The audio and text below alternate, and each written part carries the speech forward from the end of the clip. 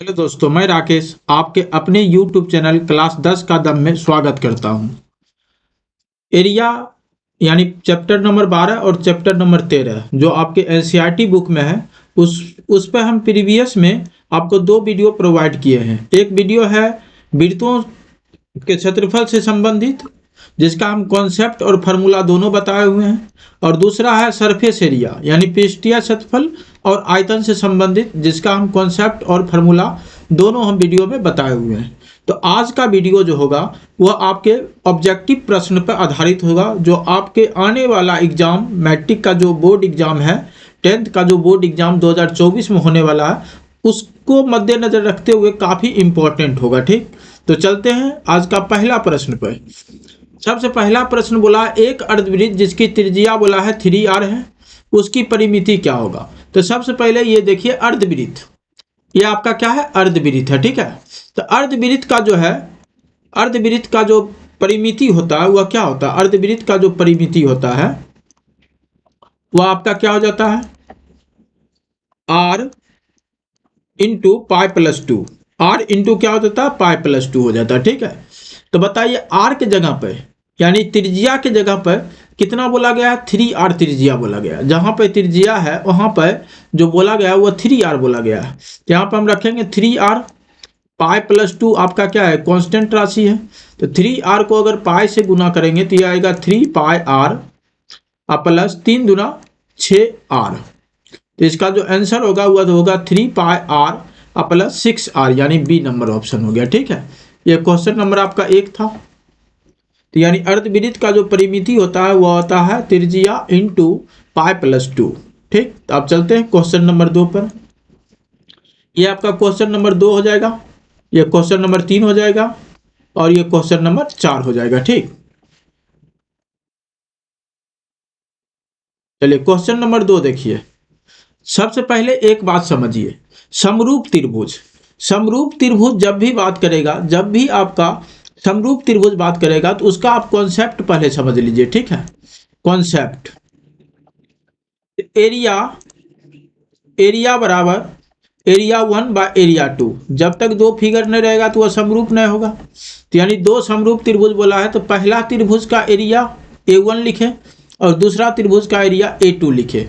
ठीक है, एरिया का जो रेशियो होगा, एरिया का जो फ्रैक्शन होगा, यानी पहला त्रिभुज का एरिया बटे दूसरा त्रिभुज का एरिया, ठीक है, जो होगा वह साइड 1 का स्क्वायर बाय साइड 2 का स्क्वायर। साइड 1 और 2 बोलने का मतलब ये होता है पहले त्रिभुज का साइड और दूसरे त्रिभुज के संगत साइड। ठीक है, बराबर h1 का स्क्वायर बाय h2 का स्क्वायर।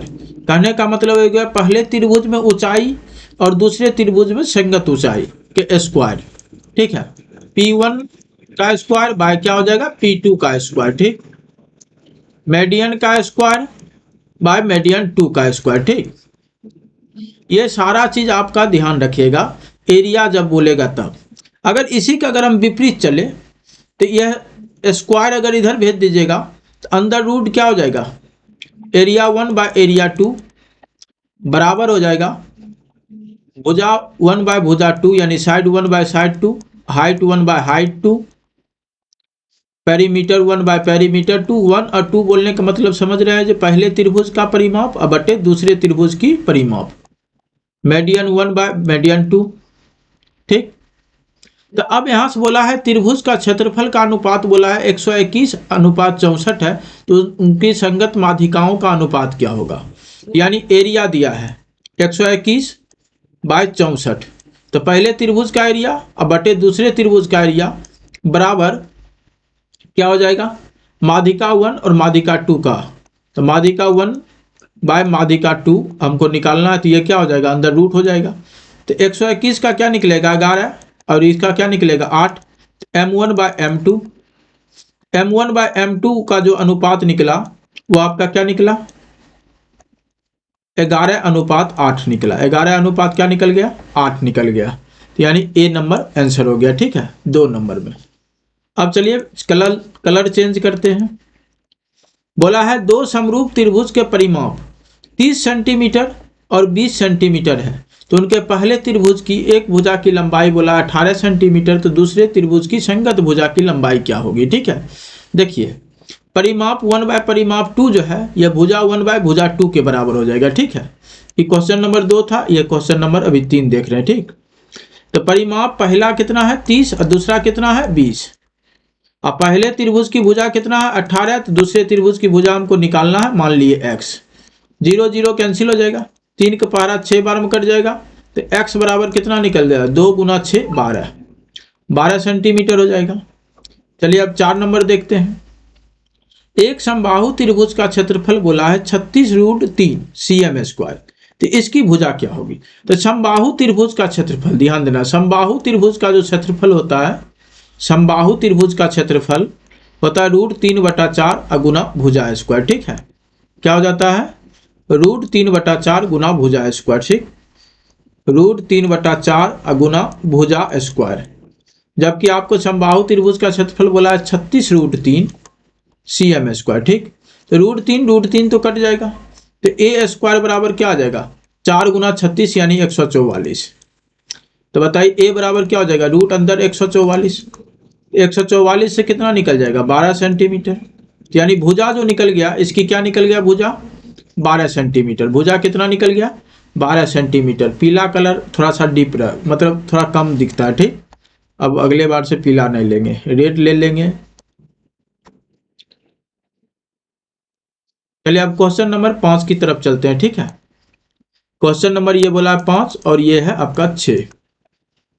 बोला यदि 7 सेंटीमीटर त्रिज्या वाले वृत्त के लघु वृत्तखंड का क्षेत्रफल 14 वर्ग सेंटीमीटर है, तो बोला दीर्घ वृत्तखंड का क्षेत्रफल क्या होगा।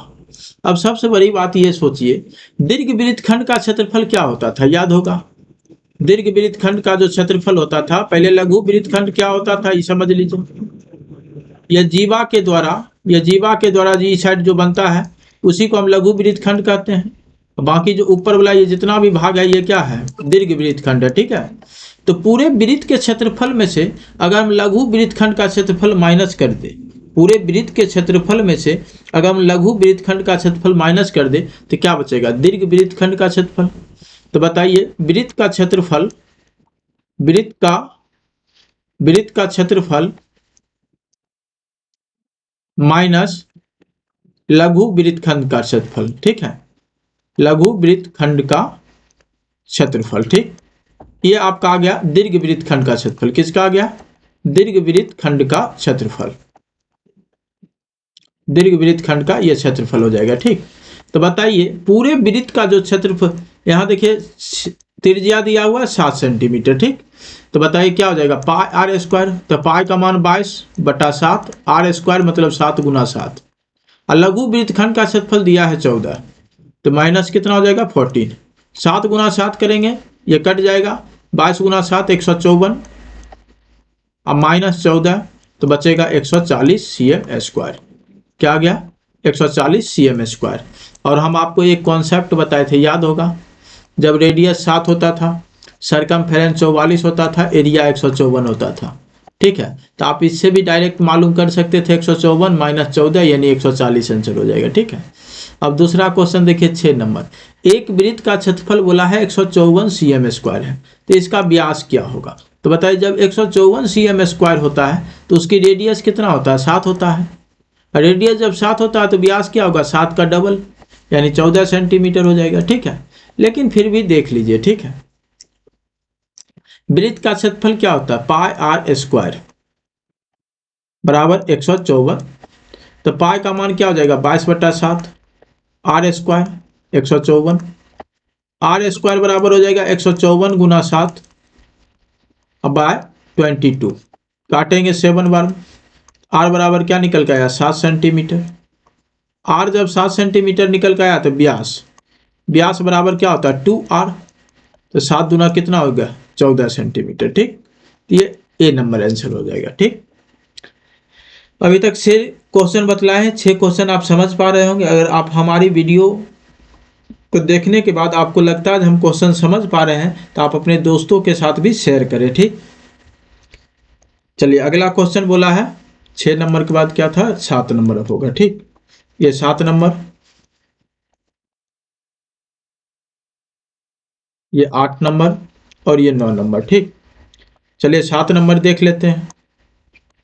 बोला यदि किसी पहिए की त्रिज्या 35/44 मीटर हो तो 2 चक्कर में तय की गई दूरी ज्ञात करें। आपको याद होगा एक चक्कर जो होता है वह पहिए की परिधि के बराबर होता है, और पहिया कैसा होता है? वृत्ताकार। ठीक है, तो वृत्ताकार होता है तो वृत्त की परिधि क्या होता है? 2πr। और जब ये 2 चक्कर लगाएगा तो क्या हो जाएगा? 4πr। तो बताइए एक चक्कर में हम 2πr दूरी जाएंगे। ठीक है, तो हमको बोला है 2 चक्कर में तय की गई दूरी, यानी 2 चक्कर में तय की गई दूरी, तो यानी 2πr एक चक्कर में होता है तो 2 चक्कर में 2 से गुना करेंगे, तो 2 गुना 2 कितना हो जाएगा? 4। पाई का मान 22/7 और आर का मान कितना है? 35/44। ठीक, तो 7 से काटेंगे 5 बार में, 22 से काटेंगे 2 बार में, और 2 से काटेंगे 2 बार में, तो 5 गुना 2 कितना आएगा? 10 मीटर। यानी हम 2 चक्कर में कितना मीटर जाएंगे? 10 मीटर जाएंगे। क्लियर? ये आपके क्वेश्चन नंबर 7 था। चलिए क्वेश्चन नंबर 8 देख लेते हैं। क्वेश्चन नंबर 8 बोला है यदि केंद्र O और त्रिज्या R वाले वृत्त में AOB थीटा है तो चाप AB की लंबाई ज्ञात करें। तो याद होगा चाप की लंबाई बराबर आपको याद होगा क्या था? 2πr थीटा बटे 360। 2πr थीटा बटे क्या हो जाएगा? 360। जब भी लंबाई पूछा है तो इसका मतलब क्या होगा? इकाई निकलेगा, यूनिट में आंसर निकलेगा, स्क्वायर यूनिट या क्यूब यूनिट नहीं निकलेगा। तो यहाँ देखिए आर क्या हो जाएगा? स्क्वायर यूनिट हो जाएगा, तो ये गलत हो गया। यहाँ भी देखिए आर स्क्वायर है, ये सेंटीमीटर स्क्वायर या मीटर स्क्वायर इस सब में निकलेगा, तो ये भी गलत है। तो ये दोनों में से कोई एक आंसर होगा, बस ये ध्यान रखना होगा। तो क्या होता है आपका? 2πr theta by 360 degree. ठीक है, तो अब रहा कि πr थीटा बाय 360 है, जो कि गलत है। 2πr होना चाहिए, तो 2 से कट जाएगा तो कितना आ जाएगा? 180। ये हो जाएगा आपका πr थीटा, अब बाय कितना हो जाएगा? 180।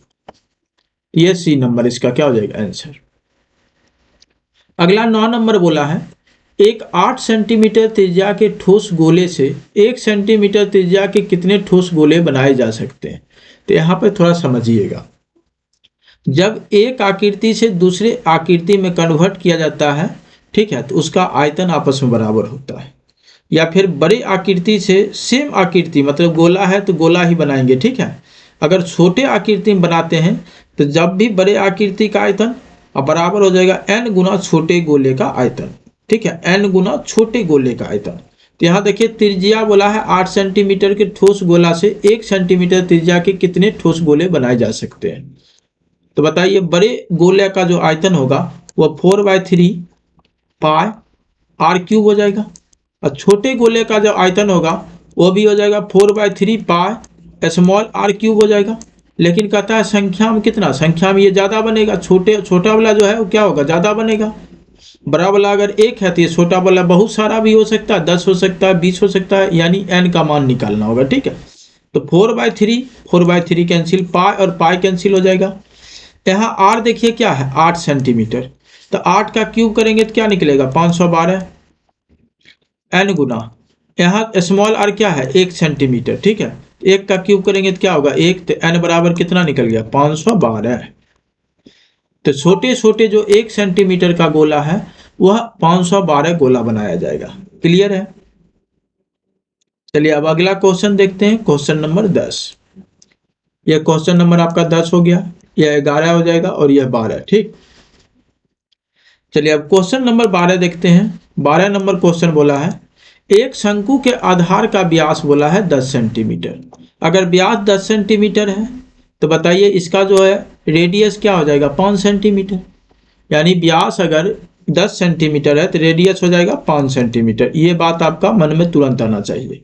ऊंचाई बोला है 12 सेंटीमीटर है। शंकु का आयतन, तो शंकु का जो आयतन होता है, शंकु का आयतन क्या होता है? 1/3 पाई r स्क्वायर h होता है। ठीक, तो 1/3 पाई, देखिए सारा आंसर आपका किस में है? पाई में है। एग्जाम हॉल में ध्यान दीजिएगा, आंसर अगर पाई में हो तो पाई का मान मत डालिए, पाई को पाई रहने दीजिए। यहाँ आर देखिए 5 सेंटीमीटर निकला, तो 5 का स्क्वायर कितना हो जाएगा 25, और ऊंचाई बोला है 12, तो 12 लिख दिए। 3 से काटेंगे ये 4 बार में कट जाएगा, तो 4 गुना 25 करेंगे तो 100 पाए, 100 पाए cm क्यूब आ गया, 100 पाए cm क्यूब। तो आंसर कौन हो जाएगा? सी नंबर। क्लियर है? चलिए अगला क्वेश्चन। बोला एक धातु के पाइप की बाह्य त्रिज्या 4 सेंटीमीटर और आंतरिक त्रिज्या 3 सेंटीमीटर है। यदि इसकी लंबाई 10 सेंटीमीटर हो तो धातु का आयतन ज्ञात करिए। ये खोखला बेलन वाला है क्वेश्चन। आपको खोखला बेलन का आयतन निकालने के लिए बताए थे। खोखला बेलन का आयतन क्या होता था? पाई एच इंटू आर स्क्वायर और माइनस आर स्क्वायर, याद होगा। तो देखिए आपका जो आंसर है सब नंबर में है। तो पाई का मान 22/7, एच का मान देखिए कितना, एच 10 इंटू 4 का स्क्वायर और माइनस क्या होगा 3 का स्क्वायर। तो 4 का स्क्वायर क्या होता है 16 और 3 का स्क्वायर क्या हो जाएगा 9। तो बताइए 22/7 गुना 10 और गुना 7, 7 और 7 कैंसिल हो जाएगा। तो 22 गुना 10 करेंगे तो क्या निकलेगा 220 cm क्यूब। 220 क्या हो जाएगा cm क्यूब, यानी बी नंबर आंसर। अब अगला 12 नंबर देखिए, सबके लिए हम कलर चेंज कर देते हैं, ठीक है।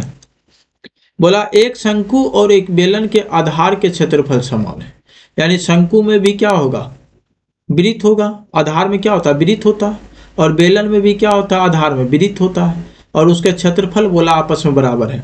अगर क्षेत्रफल बराबर है तो रेडियस भी बराबर होगा, क्षेत्रफल बराबर है तो रेडियस भी बराबर होगा, और उनके वक्र पृष्ठ के क्षेत्रफल भी समान है, ठीक है।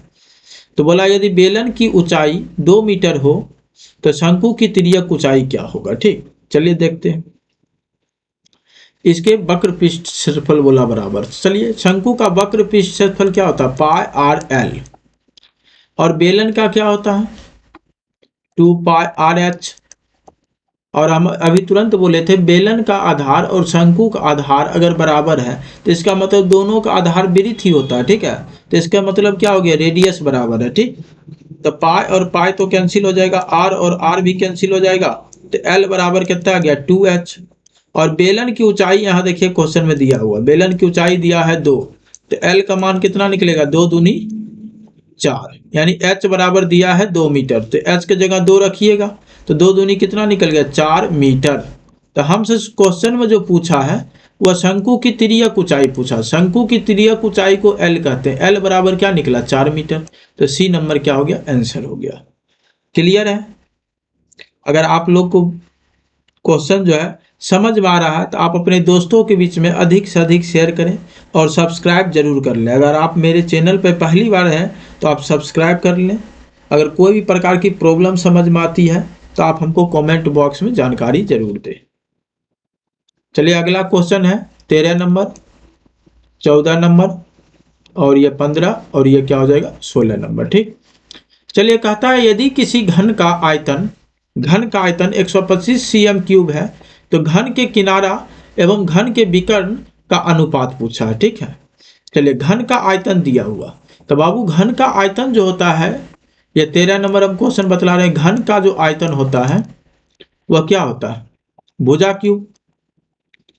यहां बोला है 125 cm क्यूब, तो घन का आयतन होता है a क्यूब, तो यह हो जाएगा 5 cm का होल क्यूब। दोनों तरफ पावर हट जाएगा तो a बराबर कितना आ जाएगा 5 सेंटीमीटर। हमसे क्वेश्चन बोला किनारा, किनारा को ही हम भुजा कहते हैं, ठीक है। किनारा को ही हम क्या कहते हैं भुजा भी कहते हैं, और विकर्ण, इसका अनुपात पूछा, ठीक।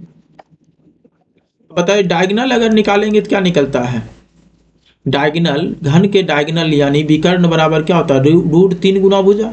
√3 गुना क्या होता है भुजा, ठीक है। तो भुजा कितना है 5 सेंटीमीटर, तो 5 √3 सेंटीमीटर हो जाएगा, ठीक विकर्ण। तो अब यहाँ पे रख देंगे किनारा 5 और विकर्ण कितना होगा 5 √3, तो 5 और 5 कट जाएगा, तो 1 अनुपात क्या निकल के आएगा √3 निकल के आएगा। 1 अनुपात क्या निकल के आएगा √3। एक तरीका आपके पास ये था। दूसरा तरीका था आप ये सब चीज निकालने की जरूरत ही नहीं होता है।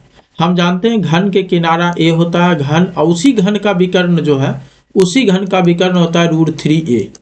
तो a और a कट गया, तो यह क्या निकल के आएगा, 1/√3 निकल के आएगा। इससे हमको कोई मतलब नहीं रह जाएगा, ऑब्जेक्टिव सॉल्व करने के पर्पज से बतला रहे हैं, ये ध्यान रखिएगा, ना कि आप इसको सब्जेक्टिव के तौर तरीका से देखने लगिए। तो इस तरीका से भी बना सकते हैं और इससे भी हम बना सकते हैं, आंसर बराबर आएगा। चलिए अब अगला क्वेश्चन 14 देखते हैं। बोला यदि किसी अर्धगोले के संपूर्ण पृष्ठ का क्षेत्रफल, कोई अर्धगोला है जिसका संपूर्ण पृष्ठ का क्षेत्रफल 462 cm² बोला, उसका व्यास बोला। अब बताओ बाबू, 462 cm² बोला है और अर्धगोला का संपूर्ण, तो अर्धगोला का जो संपूर्ण पृष्ठ क्षेत्रफल होता है वो होता है 3πr²। 3πr² बराबर 462, तो 3 से काटेंगे, 15 या 45 और ये 4 बार में, ठीक। अब बताओ πr² 154, तो याद होगा πr² वृत्त का क्षेत्रफल होता है जो कि 154 के बराबर आया, तो r कितना निकलेगा 7। अगर r 7 निकलेगा तो व्यास कितना निकलेगा 14। चलिए अगर जानकारी नहीं है तो हम जानकारी दे रहे हैं, 22/7 r² बराबर 154, बराबर के इस पार उस पार गुना में रहता है तो ऊपर ऊपर कट जाता है, तो r² बराबर हो जाएगा 7 भाग में इधर आएगा तो गुना हो जाएगा, 7×7 = 49, तो r बराबर कितना आ गया 7 सेंटीमीटर। अब r 7 सेंटीमीटर आ गया तो आपसे व्यास पूछा है, व्यास यानी d बराबर 2r, तो 7 × 2 करेंगे 14 सेंटीमीटर, तो कितना हो गया बी नंबर 14 सेंटीमीटर। अब 15 नंबर क्वेश्चन देखिए, कहता है दो बेलनों की त्रिज्या का अनुपात, दो बेलनों की त्रिज्या का अनुपात बोला है 2:3 है, उनकी ऊंचाई का अनुपात बोला है 5:3 है, तो उनके आयतन का अनुपात क्या होगा। अब आपको याद होगा बेलन का जो आयतन होता है वो क्या होता है, πr² होता है, ठीक है। यानी पाई तो कांस्टेंट हो गया, पाई क्या हो गया कांस्टेंट हो गया, ठीक। 15 नंबर देखिए, पाई r1 का square into h1 by pi r2 का स्क्वायर इंटू h2, ठीक है। पाई पाई तो खत्म। अगर देखा जाए तो r1 त्रिज्या, दो बेलनों की त्रिज्या बोला है ना, तो पहला बेलन का त्रिज्या कितना है 2 और दूसरा बेलन का त्रिज्या कितना हो जाएगा 3, तो 2 का स्क्वायर करेंगे तो क्या आएगा 4 और 3 का स्क्वायर करेंगे तो क्या आएगा 9, और पहला बेलन की ऊंचाई कितना है 5, दूसरा बेलन की ऊंचाई कितना हो जाएगा 3, तो बताइए 20 बटा कितना हो गया 27, तो यह हो जाएगा 20:27, 20:27, ठीक। तो यह आपका हो गया बी नंबर आंसर, ठीक। अगला बोला यदि किसी गोले की त्रिज्या 3 गुनी हो जाए, गोले की त्रिज्या अगर 3 गुनी हो जाए तो इसका आयतन कितना होगा। जब भी इस टाइप का क्वेश्चन आवे तो बहुत आसान होता है, अगर बोलेगा गोले की त्रिज्या अगर 3 गुनी हुआ तो इसका आयतन पूछेगा तो वह जितना भी गुनी होगा वो क्यूब टाइम हो जाएगा, यानी घन लगा दीजिएगा। 3 गुनी बोला तो 3 पे पावर 3 चढ़ा दीजिए, यानी 27 गुनी हो जाएगा।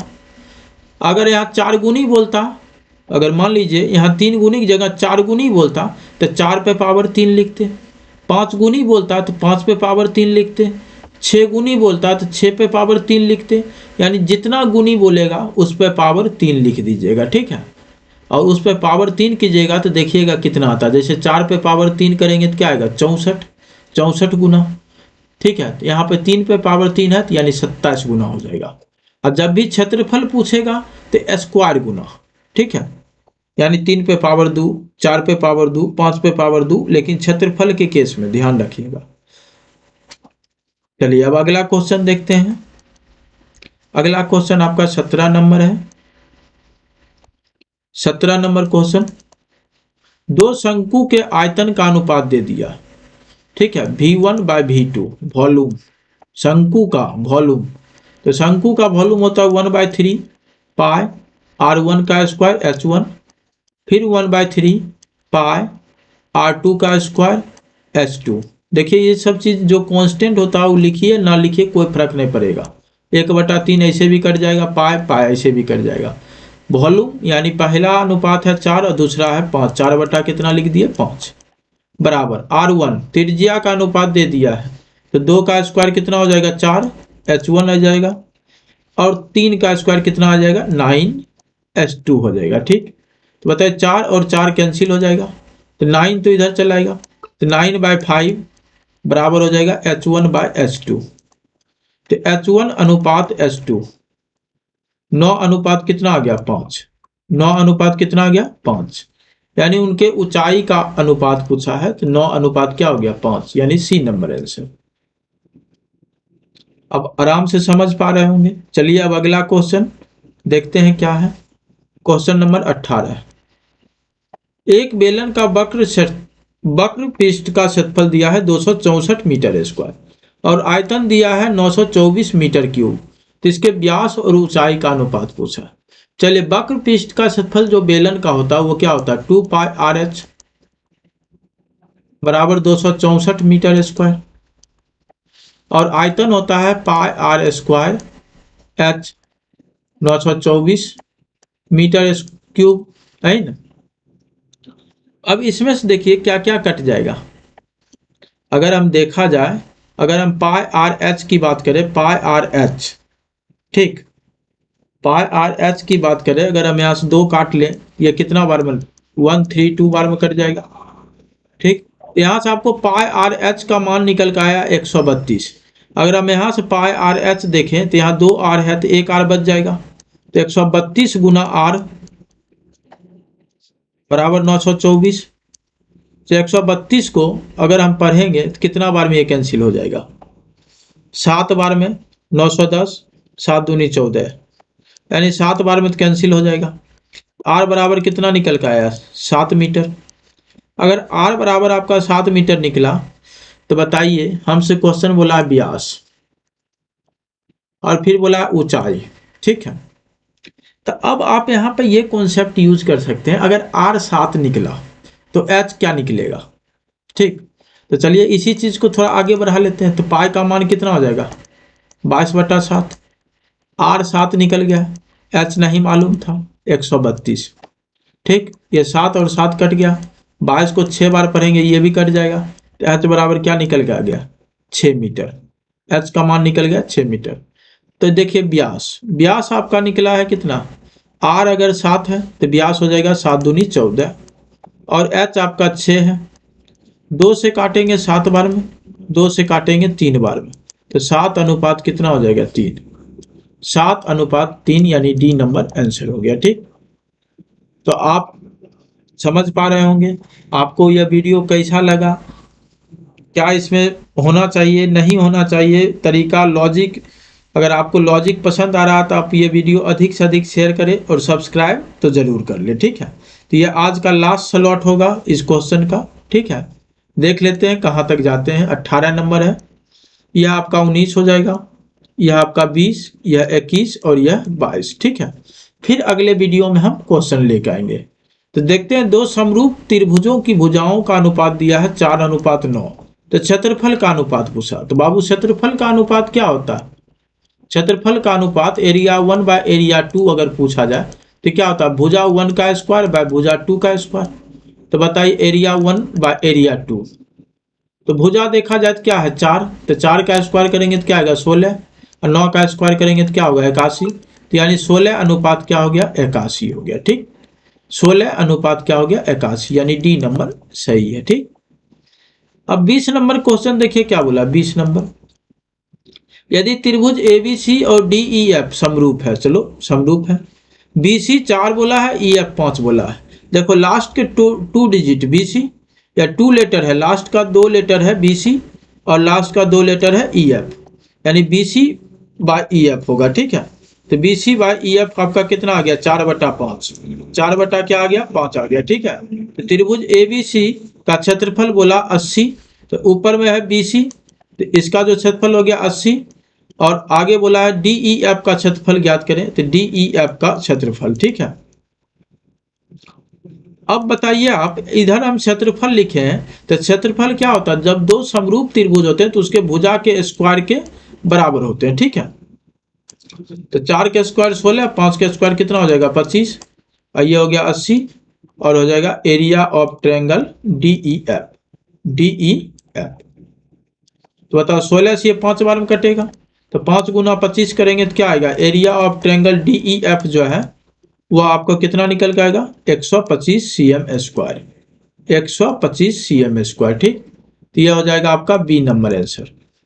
अगला 21 नंबर बोला है, यदि किसी वृत्त की त्रिज्या 14 सेंटीमीटर हो और वृत्त का क्षेत्रफल क्या होगा। अगर वृत्त का क्षेत्रफल त्रिज्या जो है 14 सेंटीमीटर अगर है, ठीक, इसका क्षेत्रफल पूछा है, इसका जो एरिया होगा वो क्या होगा, पाई आर स्क्वायर। पाई का मान 22/7, आर स्क्वायर यानी 14 गुना 14। 7 से काटोगे 2 बार में, 2 गुना 22 44, और 44 को अगर 14 से गुना करोगे तो कितना आएगा, 14 चौक 56, हाथ में 5, फिर 14 चौक 56 और 61, यानी 616 cm स्क्वायर। ठीक, अब चलते हैं, लास्ट क्वेश्चन है। अगर आप लोग को ये वीडियो पसंद आ रही है तो अधिक से अधिक शेयर भी कीजिए, और अगर आप नए हैं चैनल पे तो सब्सक्राइब जरूर कर लें। ठीक, लास्ट क्वेश्चन, यदि किसी वृत्त की त्रिज्या 14 सेंटीमीटर हो तो वृत्त की परिधि ज्ञात करें। बताइए, क्वेश्चन आई है, सिर्फ परिधि बोला, तो परिधि क्या होता है आपका 2 पाई आर। क्या होता है आपका 2 पाई आर। तो 2 और पाई का मान 22/7 और आर का मान कितना होता है, दिया है 14, 7 दूनी, तो कितना आ जाएगा, 2 गुना 22 44, 44 गुना 2 कितना हो जाएगा 88 cm। परिधि है तो सेंटीमीटर हो जाएगा। ठीक है, तो आज के लिए इतना ही। इस वीडियो में आपको हम 22 क्वेश्चन बतलाए हैं, लॉजिक भी कहीं कहीं बताए हैं, और आपको फार्मूला बार बार अगर देखिएगा तो आप एग्जाम हॉल में भूलिएगा नहीं। तो आज के इतना ही रहने देते हैं, मिलते हैं अगले वीडियो में। आज के लिए धन्यवाद।